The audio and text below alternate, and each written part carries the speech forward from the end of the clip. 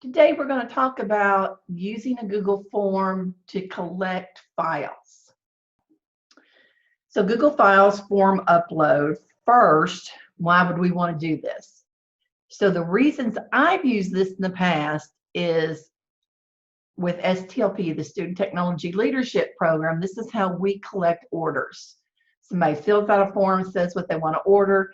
They've gotten in touch with the vendor and they have a quote and they attach the quote. Before I go on, if you've got another way other than what I've listed that you want to do, if you don't mind putting something else in the chat window, I'd love to hear some other ideas if you've thought of another way that you're going to use this.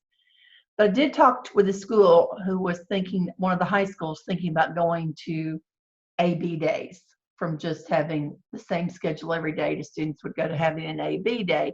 And they were collecting research, and they started out collecting it with their teachers. They had all their teachers just drop it in a file folder. And then they wondered, what if they opened it up to parents? So one of the ways they researched, and I don't know if they ended up doing it or not, was if they wanted to use a Google Doc and allow the parents to attach a file or a link. Sometimes you don't need a file from somebody, you just need a link. And that's just a short answer question. But if you want to collect a document, then that would be the file upload question. And then as we're here at the end of the year, and a lot of people are talking about collecting photos for a project to put something together at the end of the year, people have started talking about collecting photos this way. So I'm checking the chat window. Has anybody else thought of another way or something else you'd want to use it for? If you do, and let me know, then I'll improve on my presentation. I'll put some math work. Yeah, that one kind of makes sense, because especially if they need to take a picture of it and they're having a hard time writing it out or something like that, I have heard teachers collecting work that way. So I'll make a note and add that to the slide presentation. Thank you.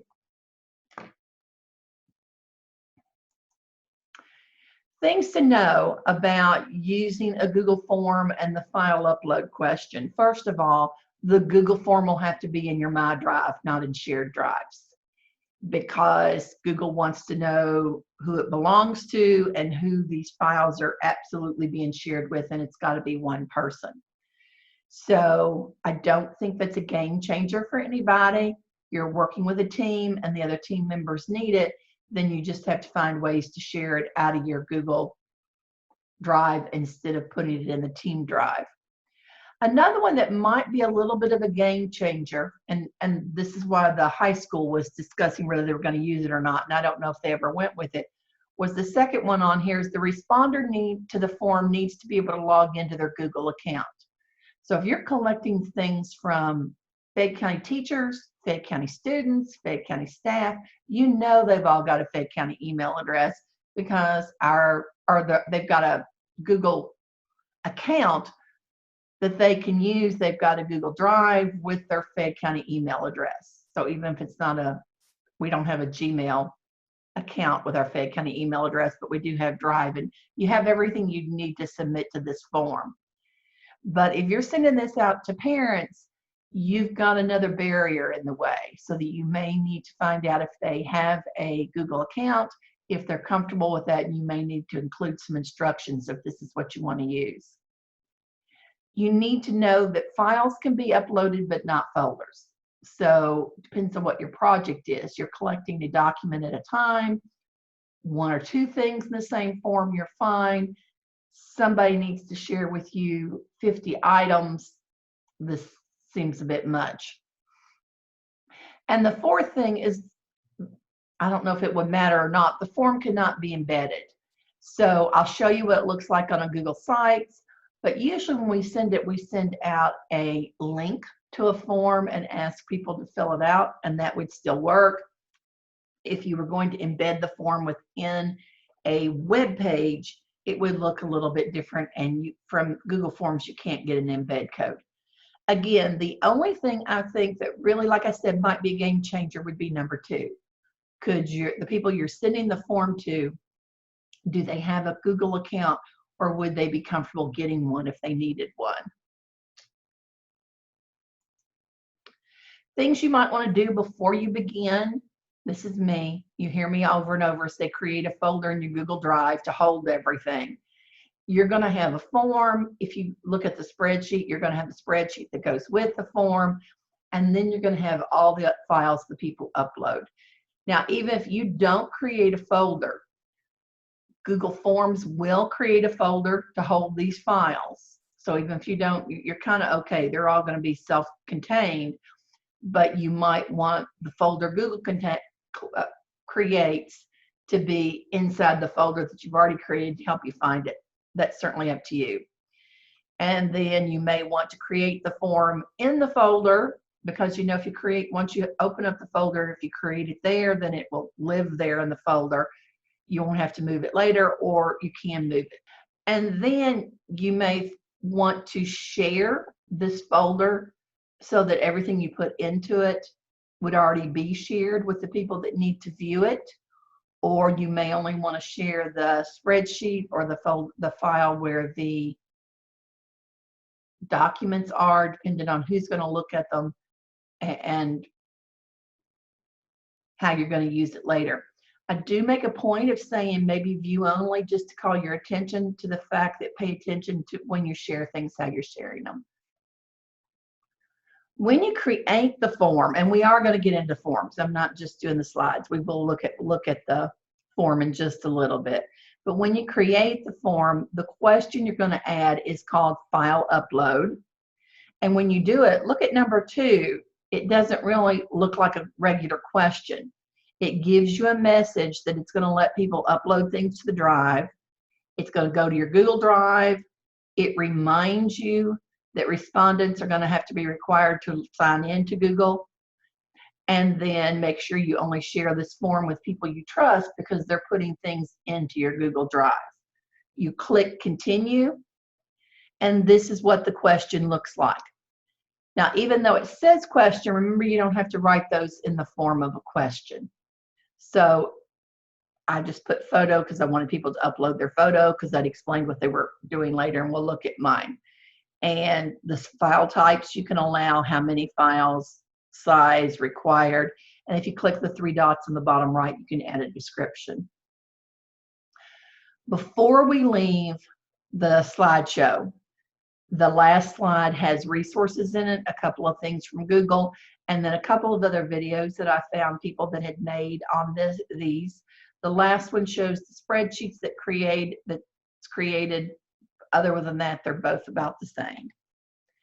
Okay, we're going to go look at the files. We are in my Google Drive, and we're in a folder I called Google Forms File Upload, because that was the training session that I was going to be teaching. And what you'll see, the yellow box is my presentation that we were just watching, Google Forms File Upload. Right below that in purple, you'll see photo collection. That's what I called my form. And I want to call your attention to right below that is the spreadsheet that I created from that form, which calls it the same thing automatically. You can rename it, but if it chooses its name, it's going to choose the same name that you've already given the form. So they're both called photo collection. And the spreadsheet puts responses in parentheses at the end. And look at the very top of this list. You've got a folder that's now called photo collection. I didn't create that. Google Forms created that. Again, named it the same name as the form, and then in parentheses put behind it file responses. And I want to show you that inside that folder is another folder. And the reason that you've got 2 folders is because the question that I put in there to collect the work, that question was named photo. So your form could have more than one question that collected different files, and if it did, it would have a folder for each one of those. So that's why you have a folder inside of a folder, is because there could be more than one folder. So let's go back and let's look at the form. Again, that would be the purple icon, photo collection. I explained the purpose of the form a little bit on the form, although if I emailed this out or I had a web page about it, I would have explained it further. this is where I wanted to call your attention that your question doesn't have to be in the form of a question. So I've seen some people put down like, what is your first name? What is your last name? And you don't need to do that. Many times on a form, it just says first name and we fill it out.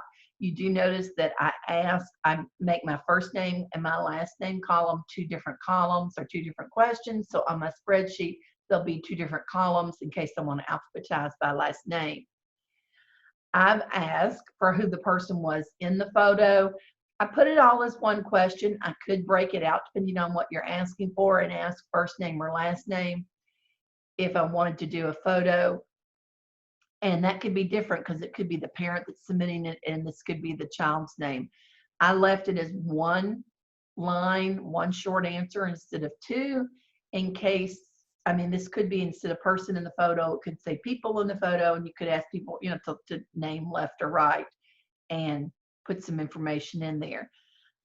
I said approximate date of the photo, just mentioning that you might want to collect that information, you may not, and description of the photo, which I did not require because they may not have anything else to say about it, or you could have already told them exactly what you wanted. So I'm thinking another place would be if you'd gone on a field trip and different kids had different devices and collected pictures, and they could select 1 or 2 pictures they wanted to submit. Down at the bottom is where I put in the file upload question. I called it photo. I could turn on that I only wanted specific types of files, image files probably.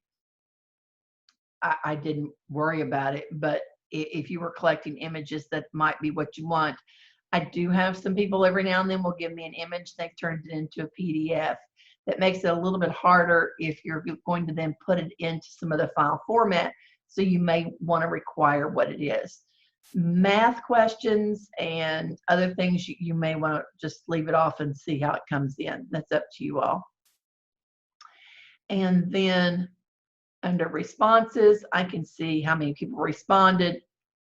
It does collect email addresses automatically, and it said that back on the question side. This form is automatically collecting email addresses. That's not something you can turn off. It's going to collect that if you've used that question. So if that's not turned on, as soon as you add that question to your form, that does get turned on in your form. And then we know if we go to responses, you can look at responses here. And then a nicer way to sometimes look at them is to click on the green button and open this up into a spreadsheet. If you've not created a spreadsheet, it'll create it now. If you've already created it and you click on it again, it doesn't hurt anything. It just opens it up in a new tab. I've already got it open, so we'll click over here and look at what I've loaded, and my internet's saying internet connection's unstable. We'll see if we stay here or not. So it will show you the timestamp of when the person sent it in, the email address that the person used, the first name and last name, which of course I said I separated in case I wanted to put something in a different order, the file name, the approximate date, the description's all written here. And then notice what it does for the file that's uploaded. It gives you a link. So if you have shared this with someone else, this can become important when you want to see what files have been uploaded. Because, let's go back in here and look at some of the files that we've got.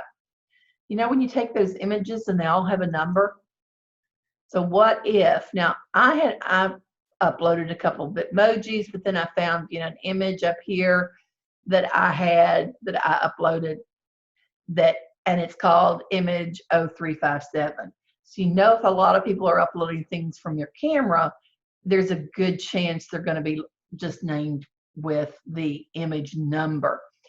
If they've only uploaded 1 picture, then you're probably okay, because you'll have who submitted this.